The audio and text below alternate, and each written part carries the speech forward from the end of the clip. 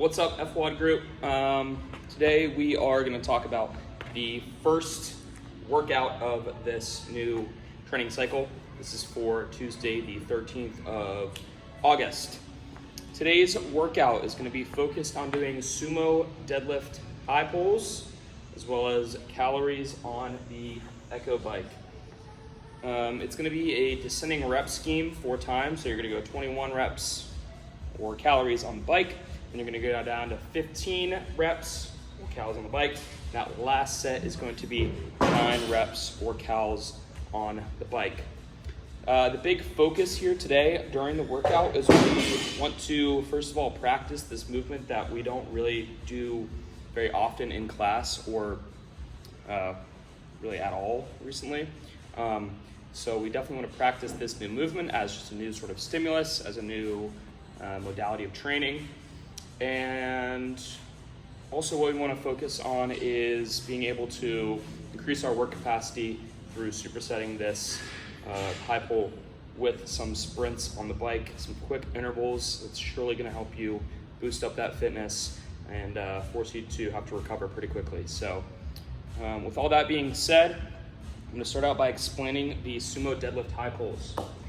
The RX for the guys on this weight is 115 pounds, so that's going to be a 25 and a 10 with the bar, the Ohio bar. When we're starting out, we want to find that sumo stance. So it's a wider stance, and I'm using the rings on the bar to actually map out where my feet are so that I have an even stance and I'm not just randomly standing somewhere close to the bar. I'm finding that even stance. I like to slightly point out my toes. I'm going to have a more narrow grip than I do with my conventional deadlift. Again, I'm using the barbell markers on the bar, the knurling, to find that even grip. Once my stance and my grip is established, I'm going to really try to kind of standardize my starting position.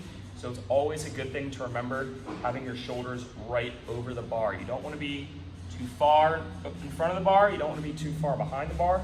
You try to aim to be right on top. You can fix that by playing with your hip positioning, depending on how high, how low, and then of course the upper back positioning as well.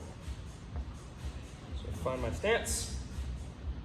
Knuckles go down, elbows just inside the knees, chest stays up. When I'm ready to initiate this movement, it's all hip drive and leg drive through the floor, okay?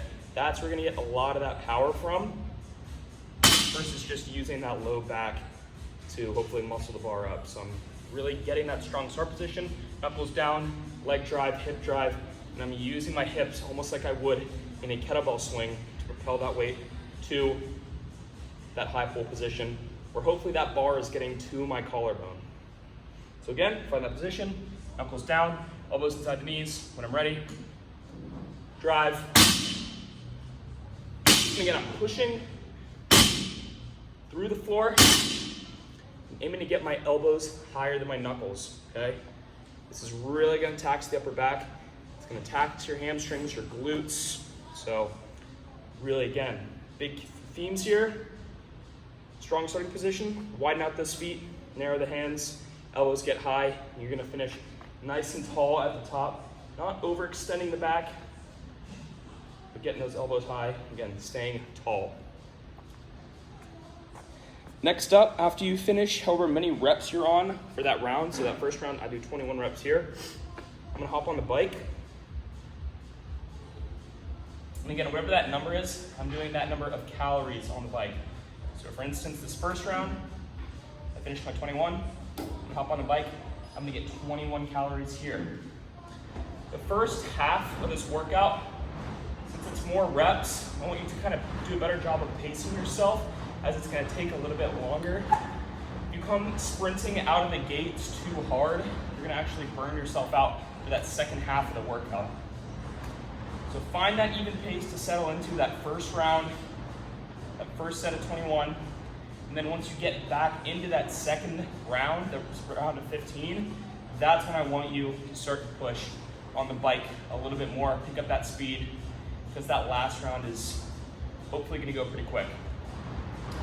On the bike, I can play with my positioning. I can lean forward a little bit It's gonna help engage my hip flexors a little bit more, give me a better push down.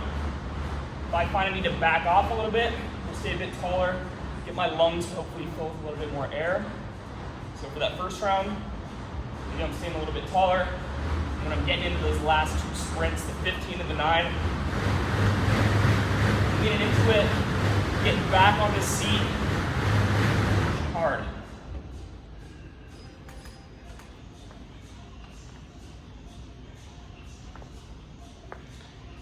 Once I finish a round of 21, I go right into my round of 15, my round of 9. That's the workout.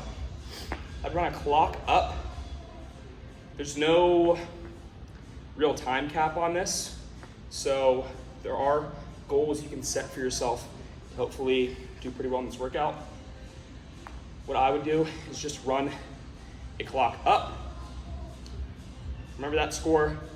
You can put it into the app, okay? We're gonna have a leaderboard.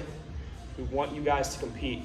With the point of F-Wod is we really want y'all to get back into that competitive kind of nature. I want to treat this as kind of a way to not put yourself against other people, but to see how you progress. And a great way by doing that is through competition itself. Let us know how you guys like this workout. Please put your time that you finish in the app. Look forward to hearing more for you guys. We're excited about these F-Wod workouts.